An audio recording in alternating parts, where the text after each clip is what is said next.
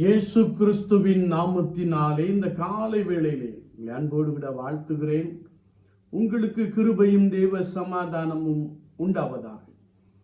நாளிலும் கர்த்தருடைய ஆவியானவர் நமக்கு கொடுக்கிற வார்த்தை உபாகமத்தின் புஸ்தகம் 30ஆம் அதிகாரம் 5ஆம் வசனத்தை நாம் வாசிக்கின்ற போது தேவனாகிய கர்த்தர் சொல்லுகிறார், நான் உன்னை பெருக பண்ணுவேன் என்று சொல்லுகிறார். நம்மை ஆசீர்வதிக்கிற ஆண்டவர் நம்மோடு கூட இருக்கின்ற பொழுது அவர் சகலவற்றிலும் நம்மை ஆசீர்வதித்து பெருக பண்ண போதுமானவராக இருக்கிறார். அதற்காக ஆண்டவராகிய தேவன் நம்மிடத்தில் எதிர்பார்க்கிற காரியம் என்னவென்றால், நீ உன் தேவனாகிய கர்த்தரிடத்திற்கே திரும்ப வேண்டும்.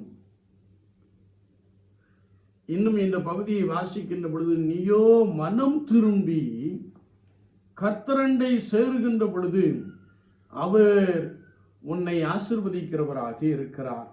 அது மாத்திரமல்ல, அவருடைய சத்தத்திற்கு நீ உண்மையாய் செவி கொடுத்தால், பரிசுத்த ஆண்டவருடைய சத்தத்தை கேட்க வேண்டும் என்றால் நாம் எல்லாவற்றிலும் கர்த்தருக்கேற்ற பரிசுத்தத்தோடு கூட காணப்படுகின்ற பொழுது ஆவியானவர் நம்மோடு கூட பேசி பலமாய் நடத்த போதுமானவராக இருக்கிறார்.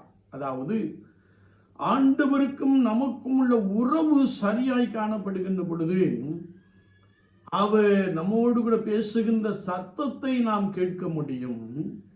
அதற்கு உண்மையாய் செவி கொடுத்தால் கர்த்தர் உன்னை பெருக பண்ணுவார் என்று வார்த்தை நமக்கு தெளிவாய் கற்றுக் கொடுக்கிறது. விசுவாச வாழ்க்கையிலே நான் மெய்யாகவே கர்த்தரண்டை திரும்பி இருக்கிறோமா?